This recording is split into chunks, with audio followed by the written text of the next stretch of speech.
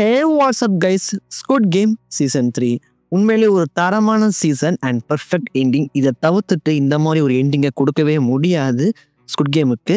And உண்மையிலே சூப்பராக இருந்துச்சு அண்ட் ஆசமாக இருந்துச்சு. இன்றைக்கி நம்ம அதோட ரிவ்யூ பார்க்க போகிறோம். நிச்சயமாக இந்த ரிவ்யூவில் ஸ்பாய்லர் இருக்கும். கன்ஃபார்ம் எல்லாமே பார்த்துட்டு வந்து வீடியோ பாருங்கள். I recommend. ஸோ நம்ம ரிவ்யூ ஆரம்பிச்சிடலாமா? ஃபர்ஸ்ட் ஆஃப் ஆல் பாசிட்டிவ் பக்கத்தை போயிடுவோம். எமோஷன்ஸ் நிச்சயமாக இந்த சீரீஸில் எனக்கு ஒர்க் அவுட் ஆனது எமோஷன் மட்டும்தான். அழுக, கோபம், துக்கம், ஏமாத்துறது எல்லாமே பர்ஃபெக்டாக காமிச்சிருப்பாங்க. அது மாதிரிலாம் நம்ம ஜிகான் ஒரு மாரல் டைலமாலே இருப்பார்.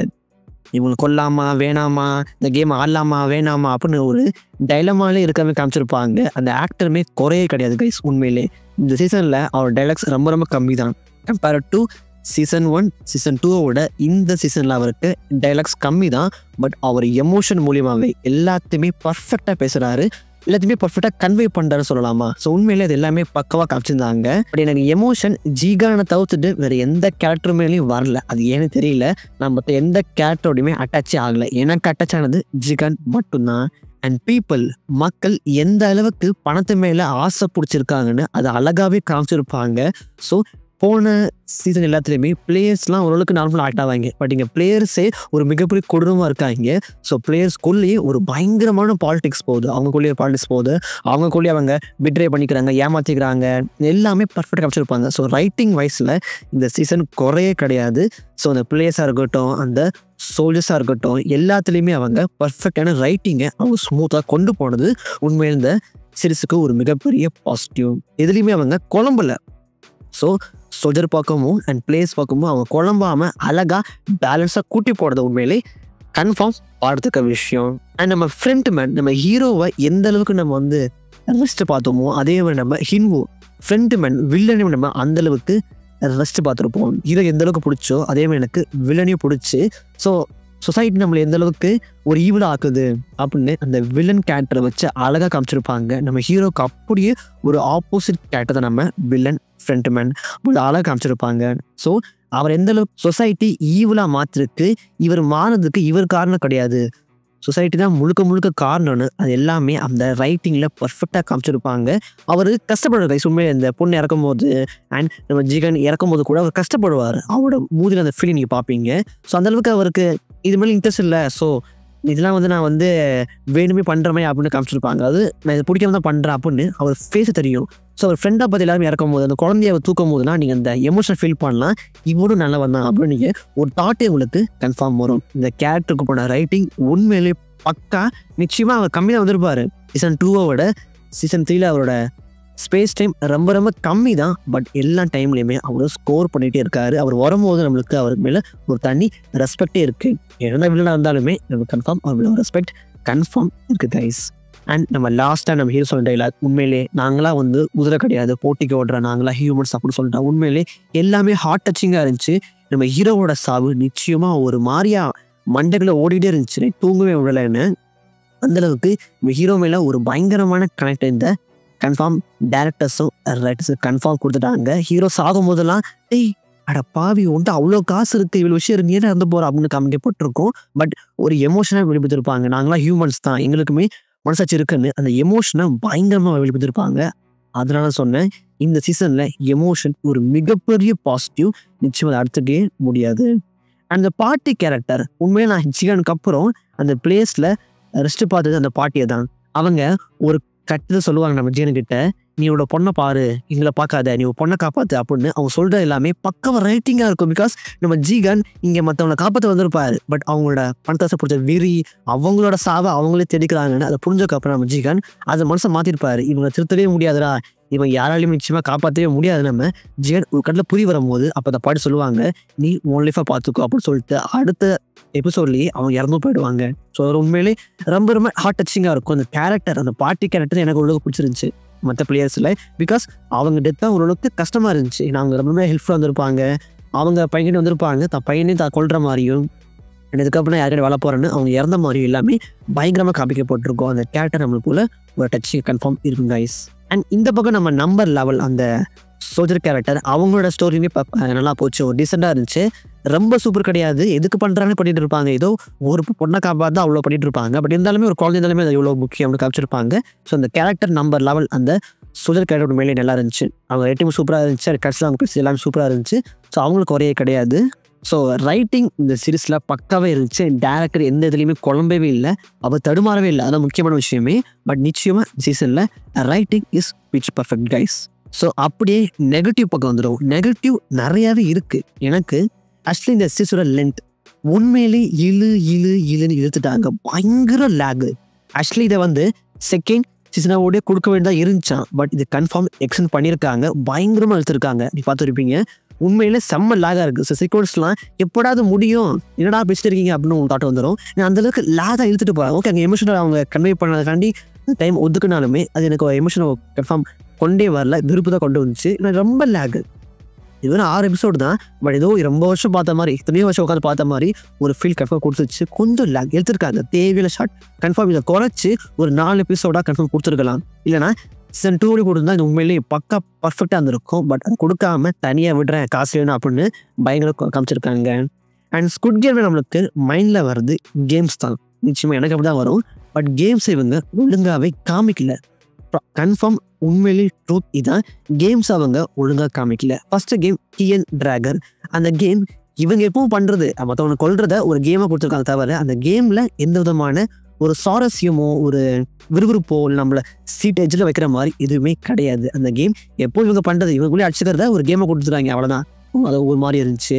அந்த குழந்தைய வச்சு கொஞ்சம் பண்ணதெல்லாம் கொஞ்சம் பாவமாக தான் இருந்துச்சு. குழந்தை என்னடா பண்ணுறீங்க டே பச்சை குழந்தையாடா அப்படின்னு தோணுச்சு. பட் நிச்சயமாக அந்த கேமை வச்சு அவங்க ரைட்டிங்கே போடல. And second game rope game. நான் ரொம்ப ஆவலாக காத்தின கேம் தான். ஸோ திரும்பி நம்ம 2 பொம்மையாக பார்க்க போகிறோம். அந்த கேமை பார்க்க ரொம்ப ஆசையாக இருந்தேன். ஆனால் கேமை ஃபோக்கஸே பண்ணல. அந்த எந்த பிளேயர்ஸுமே கேம் ஈஸியாக இருக்குது, கேம் அவங்க ஃபோக்கஸே பண்ணல. கேமை சுற்றி ரைட்டிங் போகுது கன்ஃபார்ம் அதை ஒத்துக்கிட்டே ஆகணும். பட் இந்த கேமுக்குள்ளே கன்ஃபார்ம் ஸ்டோரி போடல. நீங்கள் சீசன் 1 எடுத்துக்கிட்டிங்கன்னா அந்த கேமுக்குள்ள ஸ்டோரி போகும். ஸோ இந்த கேமுக்குள்ளேயே ஒரு ஸ்டோரி போகும். கேமை தாண்டி ஸ்டோரி போகாது. பட் இந்த கேமு சுற்றி தான் ஸ்டோரி போக தவிர கன்ஃபார்ம் கேமை வச்சு ஸ்டோரி போகவே இல்லை. அதான் சொல்லி ஆகணும். எந்த கேமுமே சீசன் 2 கூட கேம் ஓரளவு நல்லா இருந்துச்சு. பட் இந்த சீசன் 3 கேம் எனக்கு சுத்தமாக ஒரு கூட இல்லை. எல்லா கேமும் சும்மா வச்சிருக்காங்க, பேருக்கு வச்சாங்க தவிர அந்த கேம் அவங்க ஆடுற மாதிரி இந்த கேமில் அவங்க ஃபோக்கஸ் பண்ணிட்டு காமிக்கவில்லை. எவனை பிடிச்ச தள்ளி விடலாம், எவனை கொள்ளலாம் அப்படின்னு நினைக்கிறாங்க தவிர அந்த கேமில் அவங்க ஃபோக்கஸே பண்ணல கைஸ். அது மெயின் ஸ்டோரிக்குமே யூஸே ஆகலை. எல்லா இடத்துமே வேணும்னு இந்த கேரக்டர் இறந்து போடும், இந்த கேரக்டர் அடுத்த கேமுக்கு போனால் அதை தப்பிச்சோடனே இந்த கேரக்டர் வேணுமே கொண்டு வந்து இருந்துச்சு. எந்த இடத்துமே எனக்கு பர்ஃபெக்டாக கனெக்டே ஆகலை. எனக்கு ப்ராப்ளி உங்களுக்கு கனெக்ட் ஆகலாம், பட் எனக்கு கனெக்டே ஆகலை. இந்த பாட்டி எடுத்து ஓகே, அந்த ஃபைட்டர் இருப்பாங்கள்ல அவங்க எடுத்து ஓகே, ஒரு ஃபீமேல் கேரக்டர் இருப்பாங்கள்ல அவங்க கேரக்டர் ஓகே. பட் அந்த ஓவரா பெஸ்ட் அந்த கேரக்டர் இறந்து போகிறது, அந்த பாட்டியோட பையன் இறந்து போகிறது இதுவுமே எனக்கு டச்சிங்காகவே இல்லை. இறந்து போயிட்டானா ஓகேப்பா அவள் அப்படிதான் இருந்துச்சு தவிர எனக்கு டச்சிங்காகவே இல்லை. அந்த பொண்ணு சாவது நல்லா இருந்துச்சு, ஒரு கஷ்டமாக இருந்துச்சு.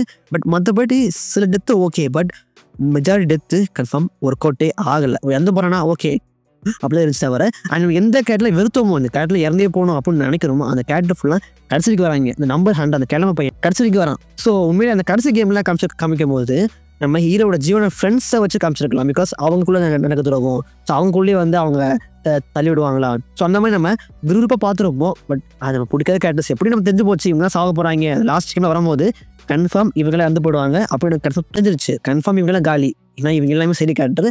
கன்ஃபார்ம் நம்ம ஜிகானும் அந்த இன்னொரு பையன் இருக்க போகிறான் அப்படின்னு எனக்கு ஃபஸ்ட்டு தெரிஞ்சு போச்சு. இந்த கேம் பார்க்குற ஷார்ட்ஸ் இந்த குறைச்சது. அதே இடத்துல நம்ம ஜிகானோட ஃப்ரெண்ட்ஸ் அந்த பாட்டி பையன் அந்த ஃபைட்டர் இல்லைனா அந்த நம்பர் 44 அவங்களும் இருந்தாங்கன்னா முன்னாடி அந்த கேம் சுவாரஸ்யம் வந்திருக்கும். ஃப்ரெண்ட்ஸ்குள்ளே எப்படி அவங்க தள்ளிவிட போகிறாங்க அப்படின்னு ஒரு சுவாரஸ்யம் கன்ஃபார்ம் கொடுத்துருக்கோம். பட் அவங்க அதை மிஸ் பண்ணிட்டாங்க, நிச்சயமாக சொல்லி ஆகணும். நம்ம ஜிகான் எந்த அளவுக்கு எமோஷன் இருந்தாலும் பார்த்துருப்பீங்க ஹேஸில் உண்மையிலே சூப்பராக இருந்திருக்கும். பட் எனக்கு ஒரே ஒரு சீன் மட்டும் லேகாக இருந்துச்சு, எனக்கு பிடிக்கல. நம்ம ஜிகான் வந்து நம்ம ஹினுவை பார்ப்பாரு கைஸ், ஃப்ரெண்ட் மேனை பார்ப்பாரு. நம்ம ஃப்ரெண்ட் மேன் தன்னோட மாஸ்க் கலட்டி தான் ஷினுன்னு காமிச்சிருப்பாரு. பட் ஜிகான் அப்போதைக்கு ஒன்றுமே பண்ணியிருக்க மாட்டார். சர்ப்ரைஸ் ஆகிறதோ இல்லை பயங்கரமாக ரியாக்ட் பண்ணுறதோ அது பண்ணியிருக்க மாட்டார். எனக்கு அது மட்டும் கொஞ்சம் இதுவாக இருந்துச்சு. பிகாஸ் இவங்க 2 சீசனாக பெஸ்ட் ஃப்ரெண்ட்ஸாக இருந்தவங்க.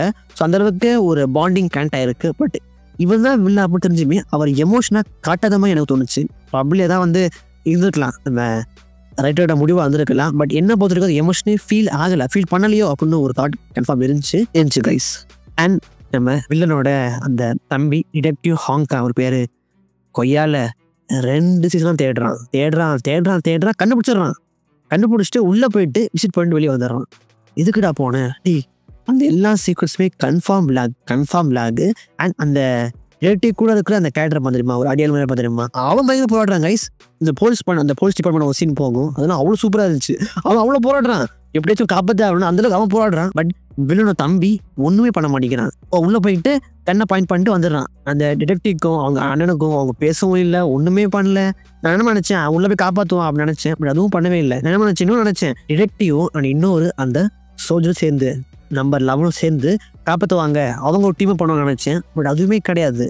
கன்ஃபார்ம் உண்மையில அதெல்லாம் ஒரு இதுவாக இருந்துச்சு. ஸோ அந்த கேரக்டரை ஒரு வீக் ரைட்டிங்கில் ஒரு வீக் ரைட்டிங்னா நம்ம டிடெக்டிவ் ஹாக்குக்கு மட்டும்தான் கன்ஃபார்ம். இந்த கூட கேரக்டர் சூப்பராக இருந்துச்சு. பட் அந்த கேரக்டருக்கு காமிக்கவே இல்லை. அந்த கேப்டன் தான் வில்லனுக்கு காமிக்கிறது. அண்ட் அதை சுற்றி போகிற ஸ்டோரி சூப்பராக இருந்தாலுமே பட் இன்னும் கொஞ்சம் காமிச்சிடலாம். என்னை பொறுத்த வரைக்கும் இந்த ரைட்டிங் கொஞ்சம் வீக் தான் please. And Squid Game lore expand ஆயிருக்கா ப்ரோ கேட்டிங்கன்னா கன்ஃபார்ம் எக்ஸ்பேண்டே ஆகலை. நான் சொல்லி மிக முக்கியமான நெகட்டிவ் பாயிண்ட். பிகாஸ் நான் நினச்சி இந்த ஸ்குட் கேம் லோர் அவங்க பயங்கரமாக எக்ஸ்பேண்ட் பண்ணுவாங்க, பயங்கரமாக காமிப்பாங்க நினச்சேன். பட் காமிக்கவே இல்லை. நீங்கள் சீசன் 1ல் எந்த அளவுக்கு மிஸ்டேக்ஸாக பார்த்தீங்களோ அதே மாதிரி தான் இந்த சீசன்லையுமே இந்த ஸ்குட் கேம் ஒரு மிஸ்டேக்ஸாக தான் இருக்குது. இதை பற்றி அவங்க இதுவுமே காமிக்கல. கொஞ்சம் சைடு ஸ்டோரி போயிருக்கும், அதே மாதிரி பிளேயர் போக்கும் போயிருக்கும். பட் ஸ்குட் கேம் இது உருவாக்குனாங்க, ஏன் இப்படி பண்ணுறாங்க அண்ட் முன்னாள் பிளேஸில் எங்கே இருக்காங்க அதை பற்றி எதுவுமே காமிக்கவே இல்லை. கொஞ்சம் அதெல்லாம் கொஞ்சம் இன்னும் அவங்க லோரை எக்ஸ்பேண்ட் பண்ணியிருக்கலாம், பண்ணணும்னு நினச்சேன். பட் பண்ணவே இல்லை. ஸோ அந்த வகையில் கொஞ்சம் மனஸ்தாபம் இருக்குது கைஸ். அவங்க லோரை எக்ஸ்பெக்ட் பண்ணது நம்ம கடைசியாக ஹின்னுக்கு வந்து அந்த ஜீவனோட பொண்ணை பார்க்க போவார். அப்போ அமெரிக்காவில் வந்து விளையாண்டுருப்பாங்க இந்த கேமு.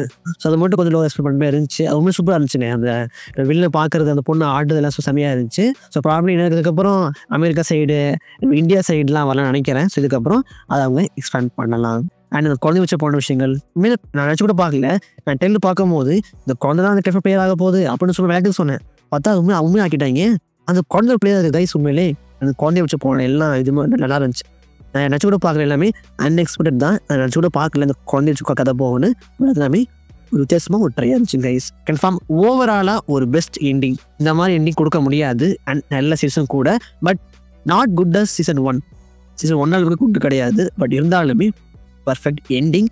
கன்ஃபார்ம் சூப்பராக நீங்கள் என்ஜாய் பண்ணி பார்ப்பீங்க. ஸோ நீங்கள் இந்த சீசனுக்கு 10க்கு எவ்வளோ ரேட்டிங் கொடுப்பீங்க மறக்காமல் காமெண்ட் பண்ணிட்டு நான் உங்களை ஒரு ஆசம் பார்க்குறேன். And tell bye.